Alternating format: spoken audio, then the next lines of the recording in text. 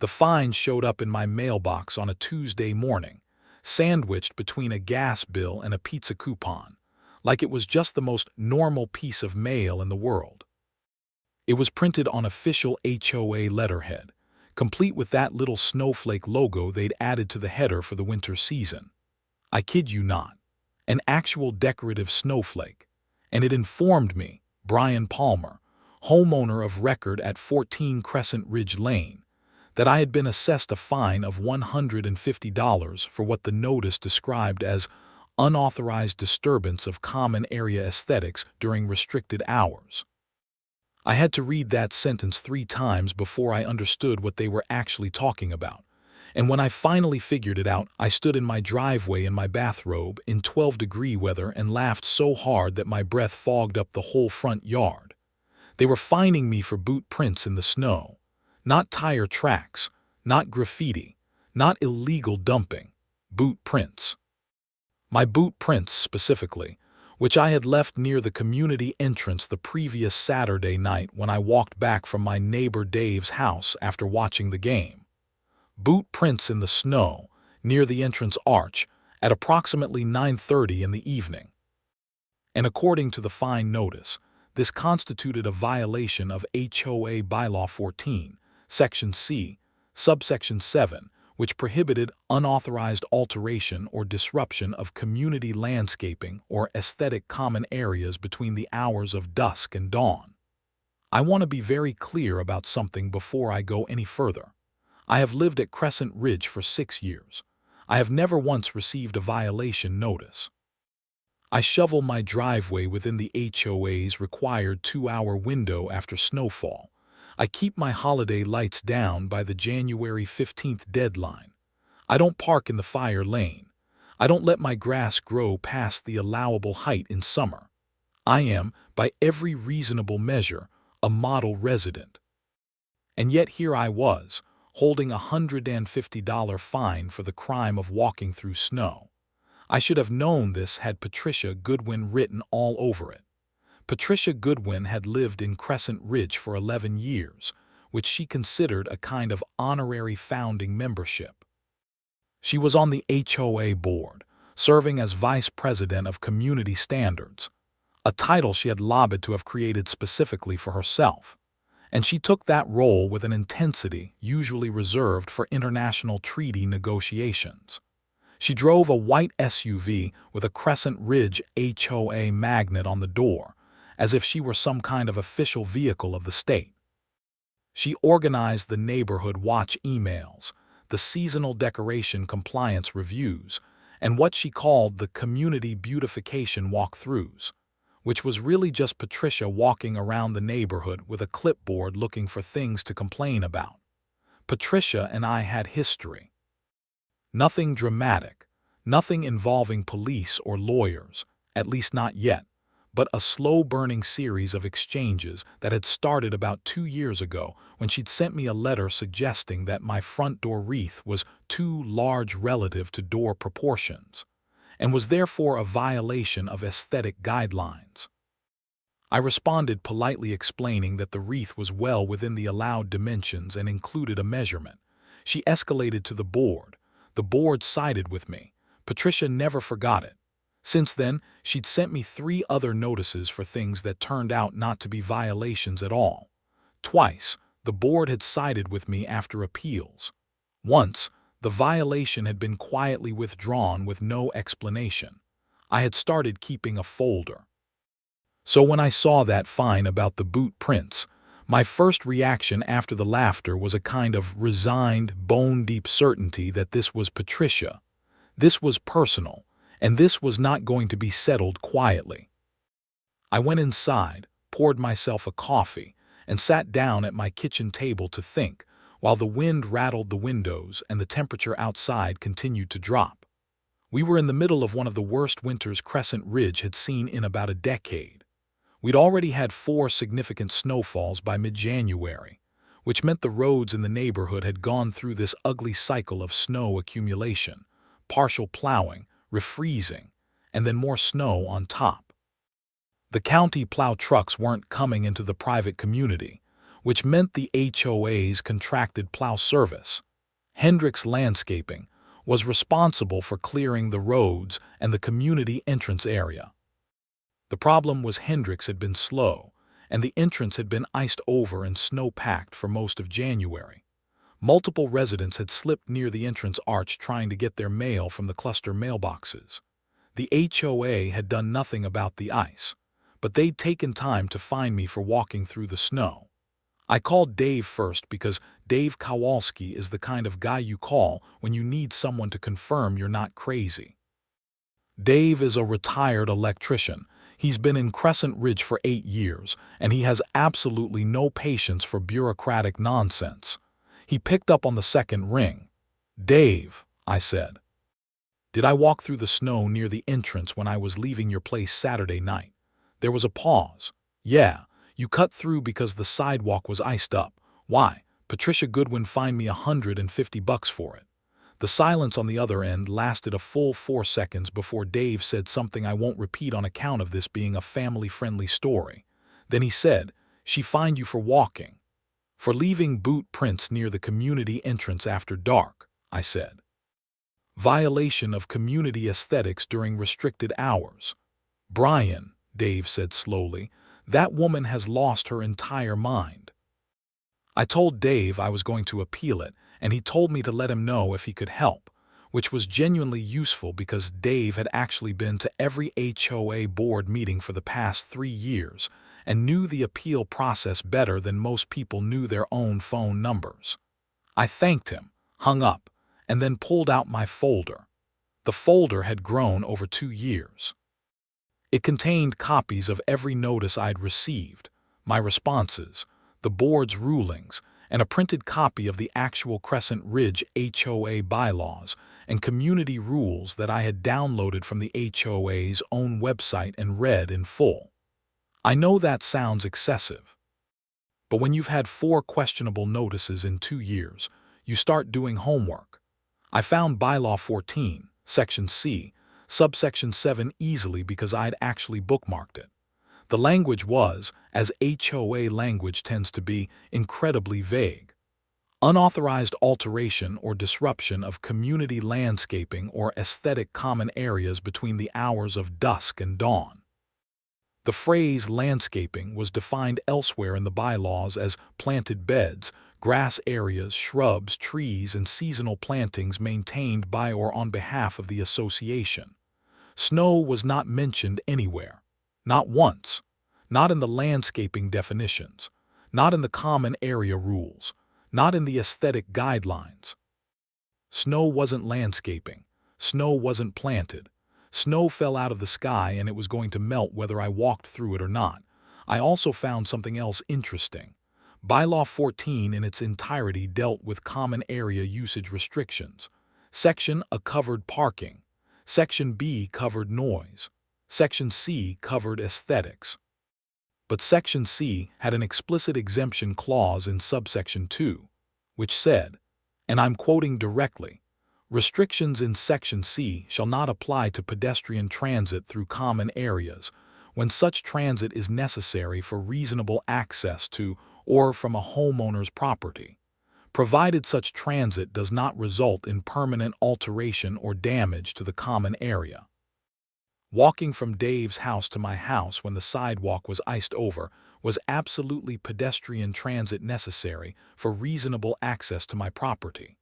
And boot prints in snow, which would disappear entirely with the next snowfall or when the temperature rose above 32 degrees, was most definitely not a permanent alteration. Patricia had either not read her own bylaws, or she was banking on me not reading them either. I sat back in my chair, and I felt that particular kind of calm that descends on you when you realize you're holding all the cards.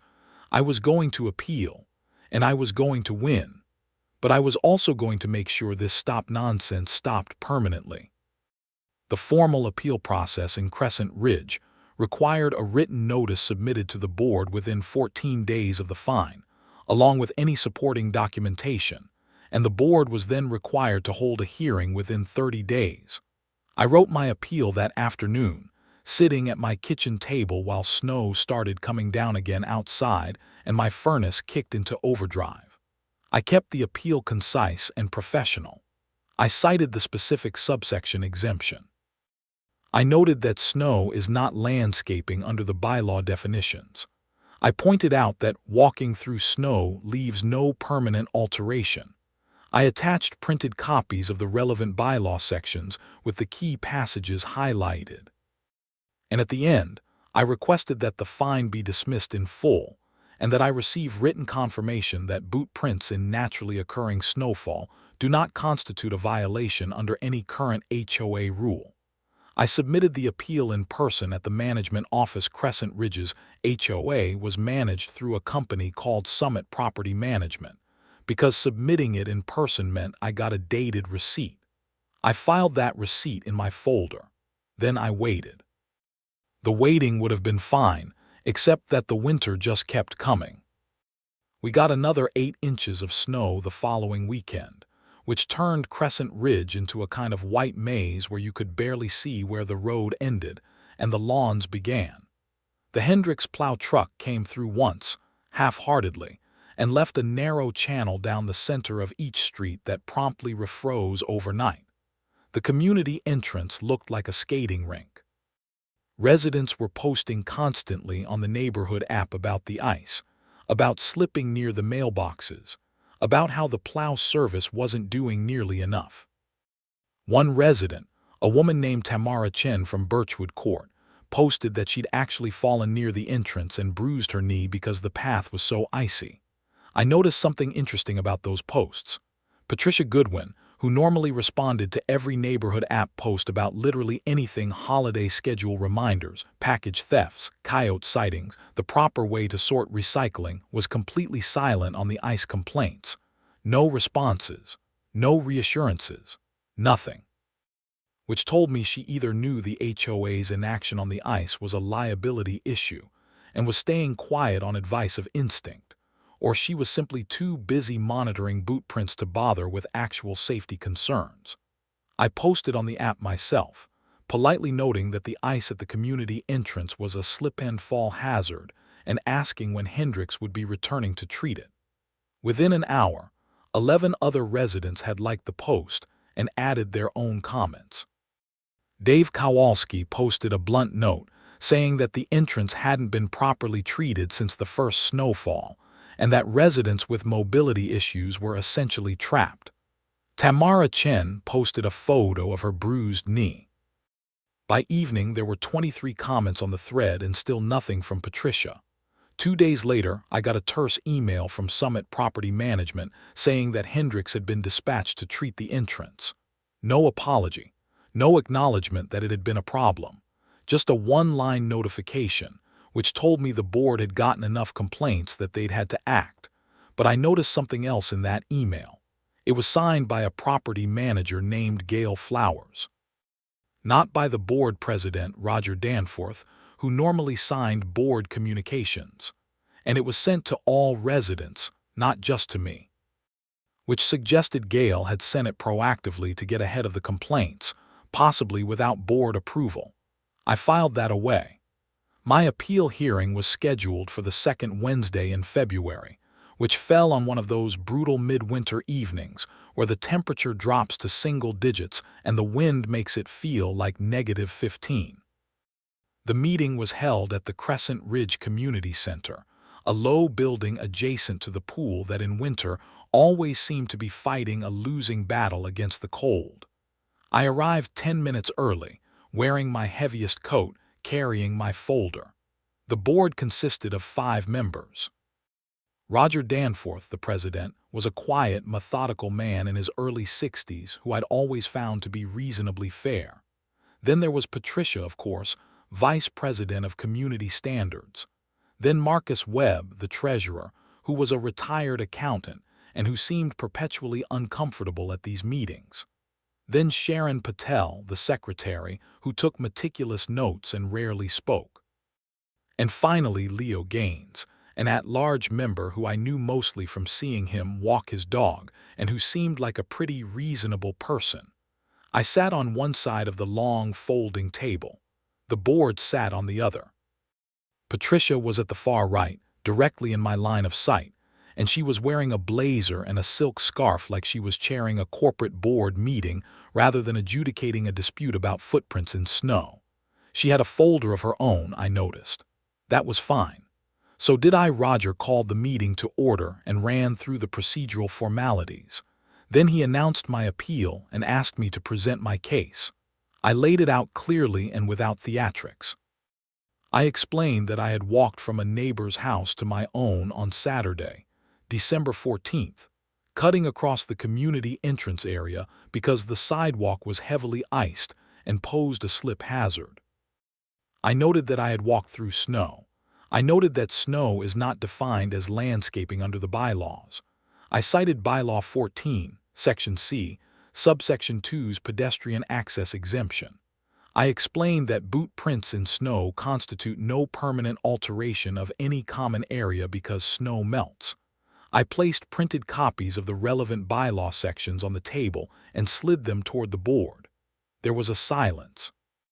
Marcus Webb put on his reading glasses and actually read the pages I'd given him, which I appreciated. Roger Danforth nodded slowly. Then Patricia spoke. "Mr. Palmer," she said.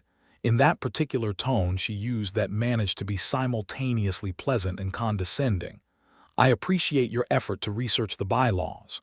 However, what you need to understand is that the spirit of the rule matters, not just the technical letter. The spirit of Bylaw 14, Section C, is to protect the visual appearance of our common areas, particularly our community entrance, which is the first impression visitors have of Crescent Ridge. Allowing residents to trample through the snow at all hours of the night disrupts that appearance. I walked through at 9:30 in the evening," I said. "And it was snowing at the time, so any prints would have been covered before morning." "That's not the point," Patricia said. "What is the point?" I asked, genuinely curious to hear what she'd say. "The point is that we have standards here," she said, "and those standards require residents to respect common areas. If every resident decided to simply walk wherever they pleased whenever they felt like it, our community entrance would be a complete mess. Every resident walking through snow and leaving boot prints that disappear with the next snowfall," I said. "That would be a mess." I heard something that might have been a suppressed laugh from Leo Gaines' direction. Marcus Webb was still reading my documentation. "Patricia," Roger said carefully, "I think we need to look at the actual bylaw language here." "I've looked at it," she said firmly. "Have you looked at subsection 2, I asked. A very brief pause, barely perceptible, but I caught it. "The pedestrian access exemption applies to transit to and from individual properties, not to crossing common areas generally," she said. "My property is at 14 Crescent Ridge Lane," I said. "The community entrance is the primary access point to and from my property. Walking through the entrance area to reach my property is literally the definition of pedestrian transit to my property." Marcus Webb looked up from the pages. "He's right about that," he said quietly. Another pause, this one noticeably longer. "Furthermore," I continued, "I walked through the entrance area because the designated sidewalk path was heavily iced and represented a genuine slip hazard at the time. The community's contracted plow service had not treated the entrance adequately. I have a neighbor who fell on that same ice around the same time period and sustained an injury. I chose to walk through the snow beside the iced path for my own safety. The exemption applies. The snow is not landscaping, and the fine should never have been issued." Roger turned to look at Patricia. The look was not exactly warm. Sharon Patel, who almost never said anything, said quietly, "The documentation does seem clear." Leo Gaines nodded. "I'm inclined to dismiss the fine." Patricia straightened in her chair. "I'd like to table this discussion until I've had time to consult with our HOA attorney." "Patricia," Roger said, "the documentation Mr. Palmer has provided is our own bylaws. We don't need to consult an attorney to interpret our own rules." "I still think I'm going to call a vote," Roger said. The vote was 4-1. The fine was dismissed. Patricia cast the single dissenting vote, which surprised absolutely no one. Roger announced the result, made note for the record that the fine was dismissed in full and that I would receive written confirmation. I thanked the board, stood up, and put my folder under my arm. Patricia was staring at the table. I didn't say anything to her. I didn't need to. The vote spoke plenty. I walked out into the February cold, which hit me like a wall the second I pushed through the door. My car was frosted over again despite having been there less than an hour. I ran the defroster and sat in the warmth while the ice cracked and slid down the windshield, and I felt genuinely good about the evening. The fine was gone. The record was clear. And I had a copy of the board's documented 4-1 vote in my appeal record. But here's the thing about Patricia Goodwin.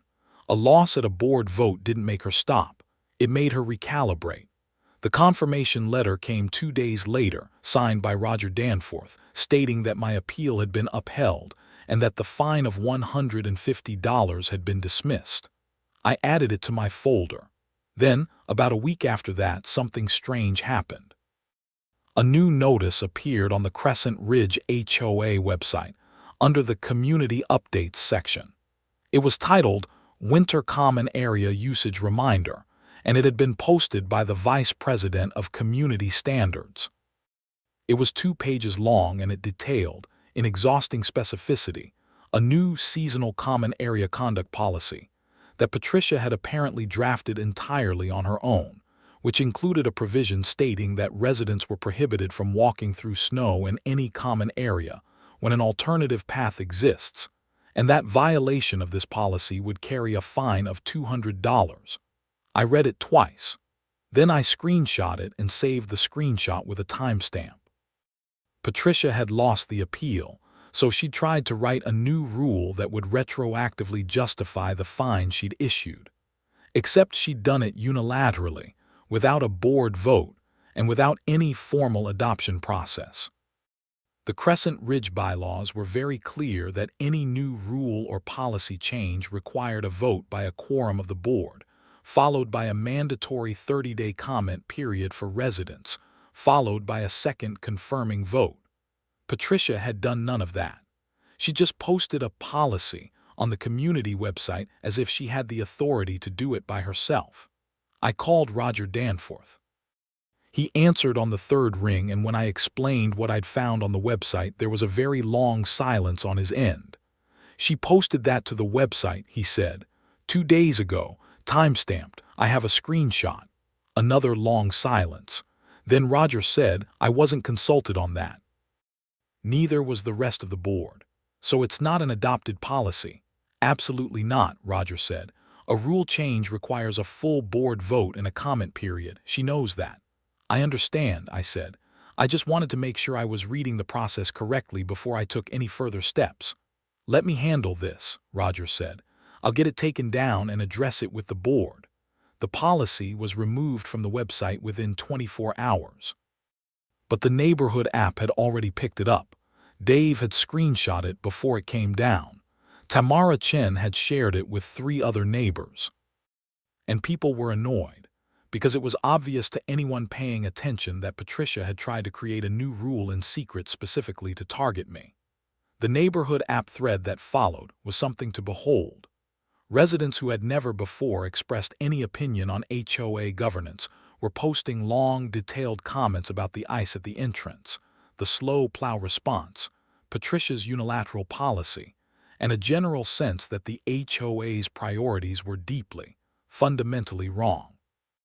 One resident named Frank Gallardo from Maple Glen Drive, a man I'd never spoken to in my life, posted that he'd been fined 2 years ago for having a recycling bin visible from the street for 4 hours on a non-collection day, and that he'd always suspected Patricia had been behind it. Another resident, a young woman named Kelsey Moore from the townhome section, said she'd received a warning notice about wind chimes in July and had always wondered whether that was standard procedure or targeted harassment. It was beginning to look like I wasn't the only one who'd been on the receiving end of Patricia's particular management style. Dave pulled me aside the following Saturday. We were both out shoveling our driveways after another 4 inches came down overnight, and told me something that stopped me cold and not because of the temperature. I talked to Marcus Webb last night, Dave said, scraping his shovel along the concrete with that satisfying grating sound that's somehow deeply satisfying on a cold morning. You know Marcus has been treasurer for 3 years, right? Right, I said. He told me something. Dave straightened up and looked at me with a particular expression he reserved for genuinely serious information. Marcus said that about a year ago, Patricia pushed for the board to renew the contract with Hendricks Landscaping, and Marcus noticed something weird in the contract terms. The contract renewal included a 3% kickback clause, not to the HOA, but to a community outreach fund that Patricia controlled independently. I stopped shoveling. What does that mean? It means Hendricks was paying a percentage of their contract value into a fund that Patricia managed, allegedly for community beautification projects. Except Marcus can't find any record of what projects that money actually funded. It just kind of disappeared into Patricia's community standards budget. How much are we talking about? I asked. Dave leaned on his shovel. The Hendricks contract is worth about $40,000 a year. 3% is $1,200, and that's every year for the last 3 years. I did the math. $3,600 potentially misdirected into a fund Patricia controlled without adequate board oversight. That was not a zoning violation. That was not an aesthetics dispute. That was financial irregularity at minimum and potential fraud at worst. I asked Dave if Marcus had documented this. He has the contract copies, Dave said.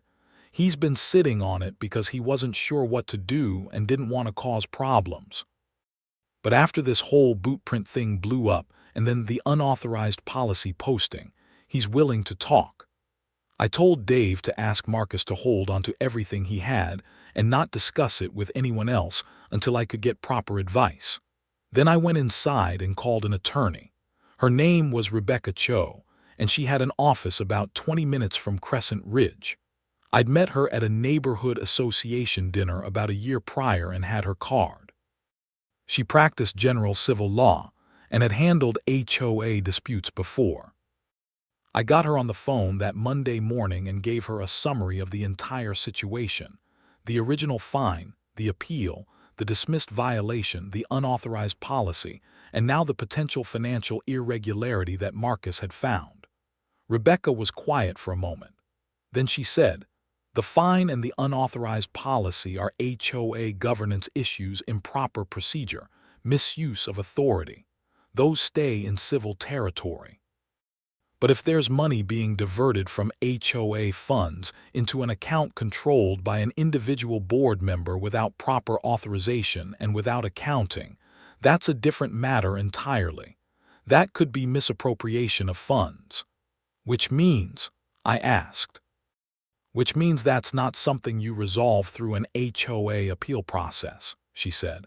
"That potentially involves the police."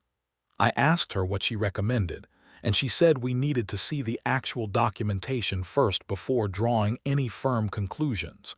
She agreed to meet with me and Marcus together. We met at her office on Thursday evening.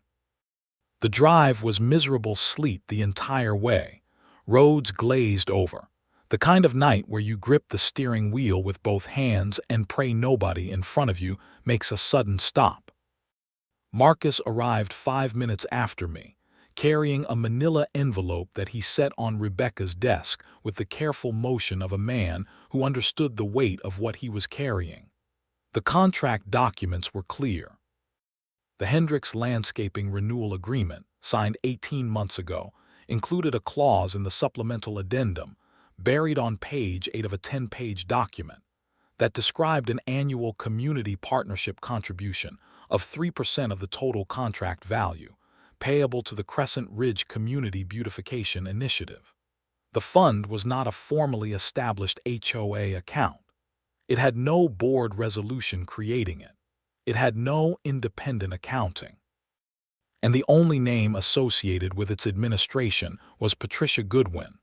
Rebecca reviewed the documents carefully, asked Marcus several detailed questions about the board's knowledge of the addendum, and established clearly that the full board had never seen the addendum. The main contract had been presented to the board for approval, but the addendum, which contained the fund provision, had been added to the physical contract copy after the vote. Marcus had only found it during a routine review when he was preparing the current year's budget. "This is serious," Rebecca said. She wasn't being dramatic, she was just being precise.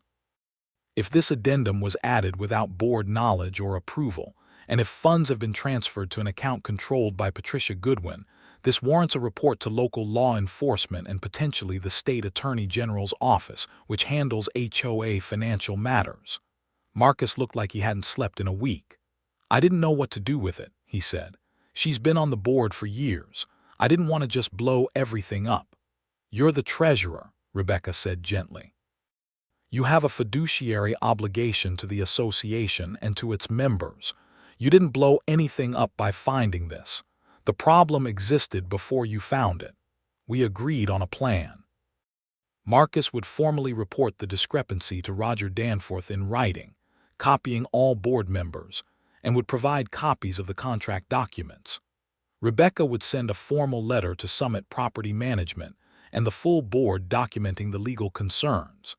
And if the board did not respond appropriately within a defined window, Rebecca would contact the police and the state attorney general's Consumer Protection Division, which had jurisdiction over HOA financial compliance. Roger Danforth, to his credit, responded to Marcus's email within 12 hours. He called Marcus directly, then called Rebecca, and was clearly shaken by what he was reading. He told Rebecca that he had not seen the addendum, and that the board had only approved the main contract. He said he was suspending Patricia from her board duties immediately pending an internal review, and that he would be contacting Summit Property Management to freeze any transactions associated with the so-called community beautification initiative pending a full accounting. Patricia was notified of her suspension by email that same day. "I know this because the neighborhood app absolutely exploded within 24 hours, with various residents who had received the board's notification email about the suspension posting reactions, ranging from confused to outraged to frankly relieved. Crescent Ridge had never seen anything like it. Patricia's response, predictably, was to immediately post on the app denying everything, claiming the fund was legitimate, claiming the board had always known about it, and claiming that this was all a coordinated smear campaign being orchestrated by, and I'm not making this up, a small group of disgruntled residents with personal grievances against our community leadership. She didn't name me specifically, but she didn't have to." A few hours after Patricia's post, Dave Kowalski replied on the app with about 4 paragraphs of very precise, very factual information about the timeline of events, the unsigned addendum, and the governance process failures. Dave wrote it the way a man who had attended 3 years of board meetings writes things, thoroughly, with dates. It was devastating in the most calm and factual way possible. Then, about 2 hours after Dave's post, something unexpected happened. Tamara Chen posted a photograph, not of her bruised knee this time, of a camera, specifically a Ring doorbell camera mounted on the column of the community entrance arch, facing inward toward the community. I had not known that camera was there. I don't think most residents did. But Tamara, who lived in the unit closest to the entrance, had installed it about 18 months ago after a package theft. And she had mentioned to Roger Danforth that the camera footage from the January date in question, the night I had allegedly disrupted community aesthetics with my boot prints, might be relevant to my case. She had offered the footage to the board during my appeal process, but nobody had asked for it because my documentation alone had been enough. Tamara had kept the footage, all of it. And on the app, she very calmly noted that the footage from the night in question showed me walking through the snow near the entrance at approximately 9:27 p.m., walking calmly and directly toward my street. No tampering, no vandalism, no drama whatsoever. Just a man in boots walking home on a snowy night. She also noted, almost as an aside, that the footage from various other nights showed something else. Patricia Goodwin walking through the same area of snow multiple times while conducting her community beautification walkthroughs. In winter boots, leaving boot prints. The app thread went absolutely silent for about 2 minutes after that post, which in neighborhood app terms is a geological epoch. And then it erupted. 16 people replied in under an hour. Frank Gallardo posted, "So she fined Brian for doing what she does herself." Kelsey Moore posted a string of exclamation points. Dave Kowalski posted the single word, "unbelievable." Someone I didn't even know posted a laughing emoji that managed to express the collective mood of the community perfectly. Rebecca had already advised me to stop engaging on the app at this stage and let the process run its course, which I was happy to do. I was sitting at home, drinking coffee, warm and dry, watching the snow come down again outside my window, while the situation resolved itself through the weight of documented evidence and community awareness. There is a particular satisfaction in that, in having done your homework, in having kept your folder, in having acted with patience and waited for the right moment. It's not dramatic. It's just effective. The police were involved about 10 days later. Roger Danforth, working with Summit Property Management and a forensic accountant hired by the HOA, had traced approximately $3,800 over 3 years from the Hendricks contract to an account registered under the Community Beautification Initiative. That account, it turned out, had Patricia Goodwin listed as its sole authorized user.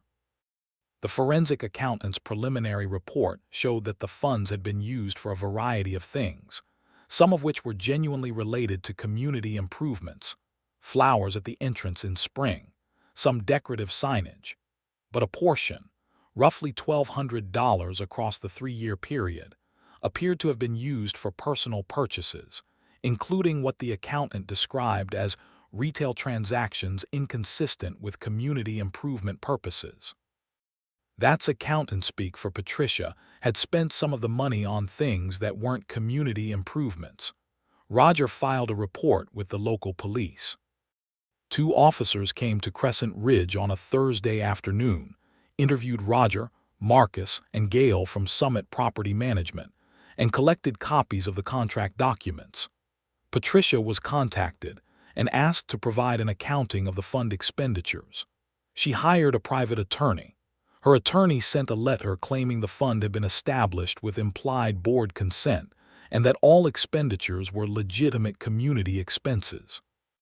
The police, reviewing the actual documentation, disagreed.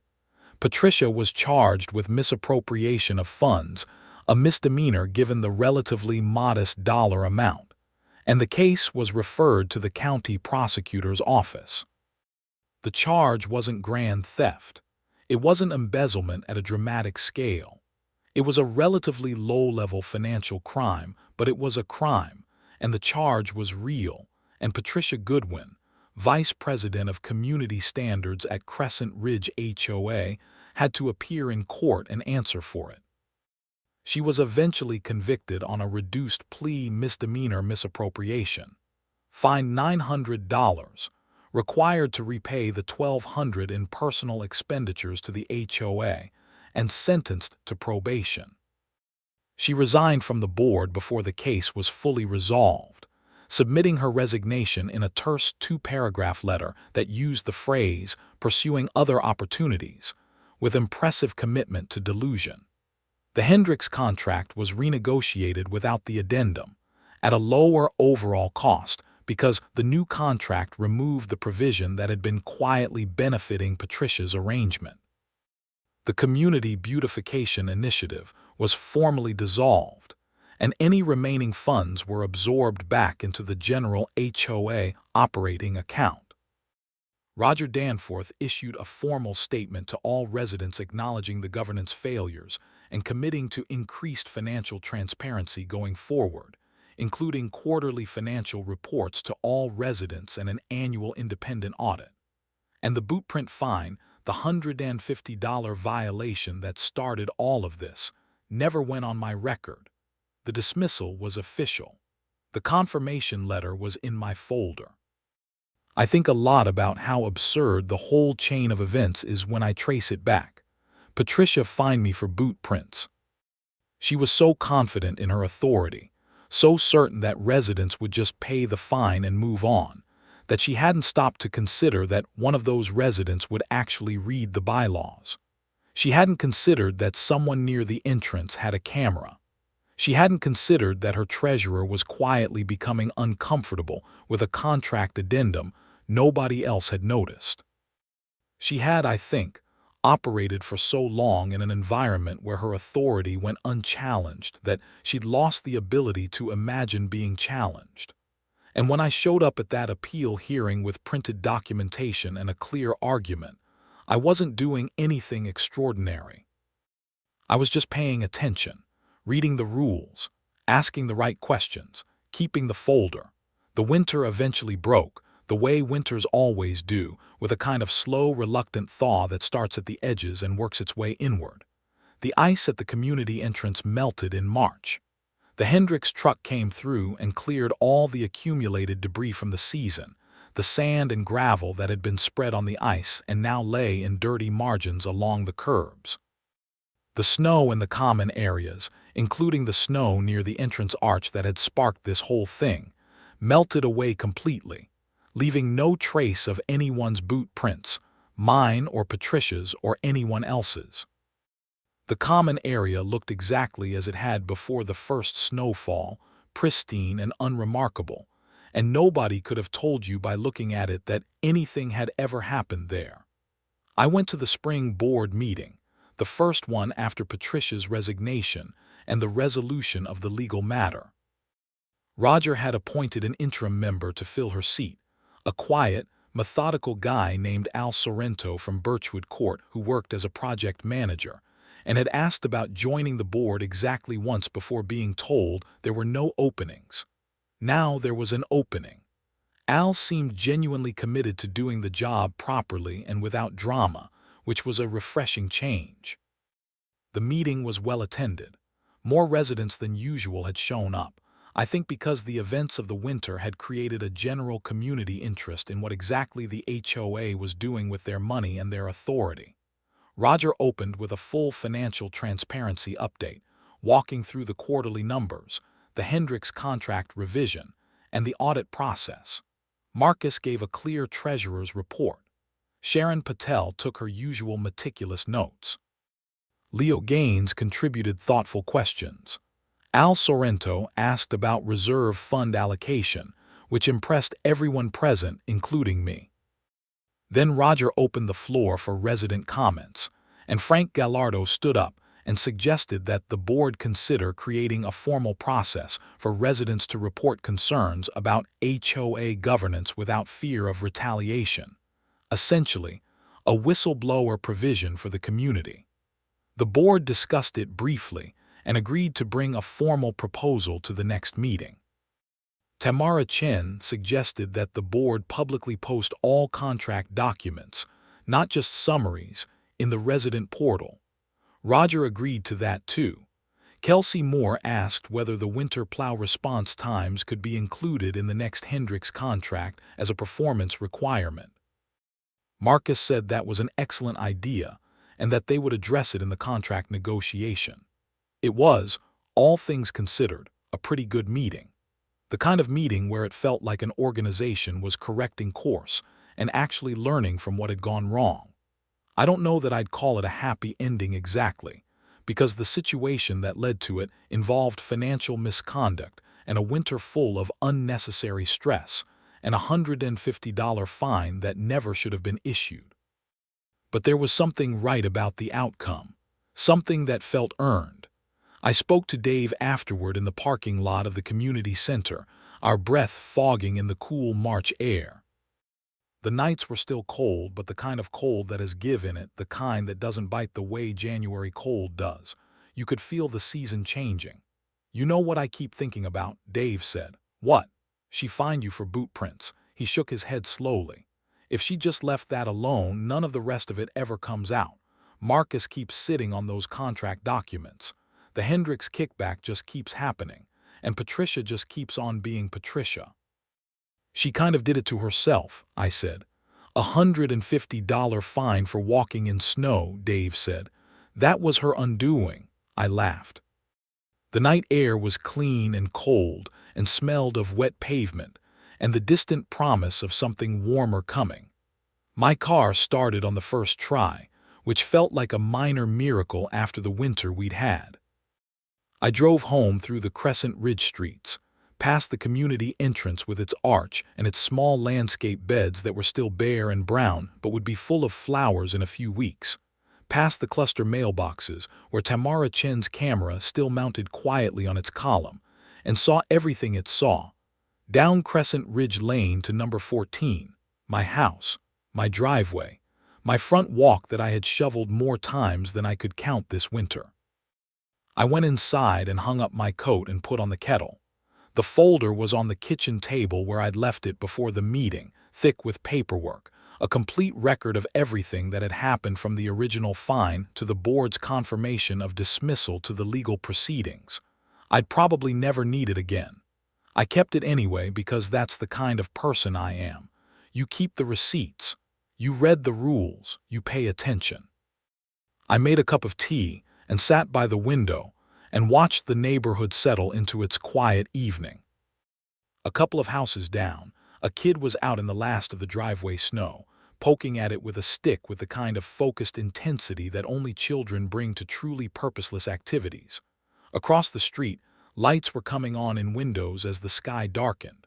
The streetlights at the corner flicked on, and the light caught the last thin patches of snow on the lawns and made them glow faintly blue. It was a quiet night. An ordinary neighborhood night. No fine notices in the mailbox. No manipulative policy updates on the community website. No one on the HOA with a clipboard and an agenda, walking through the dark counting footprints and looking for violations where there weren't any. Just a neighborhood doing what neighborhoods do, full of people trying to live their ordinary lives in houses they'd worked hard to own, in a community that was, after a winter of nonsense and accountability and snow that fell and melted and fell again, finally working the way it was supposed to work. I picked up my phone and texted Dave, "Good meeting tonight." He replied in about 30 seconds, "Yeah, better HOA too." I put the phone down and finished my tea and listened to the furnace run, reliable and steady, warming the house against the last of the cold, and for the first time in a long winter I felt genuinely at ease. Not because everything had gone perfectly, because it hadn't. Not because the HOA was suddenly perfect, because no HOA ever is, but because when it mattered, when one person decided to read the bylaws instead of just writing a check and moving on, things had changed. Real things. Documented things. Things that would be different from now on. And every time the snow falls at Crescent Ridge now, and it covers the entrance arch and the mailbox area and the common grounds in that particular soft way that snow covers everything, turning the neighborhood into something briefly beautiful and still, nobody gets fined for walking through it. Nobody gets fined for walking home. That's how it should have been all along.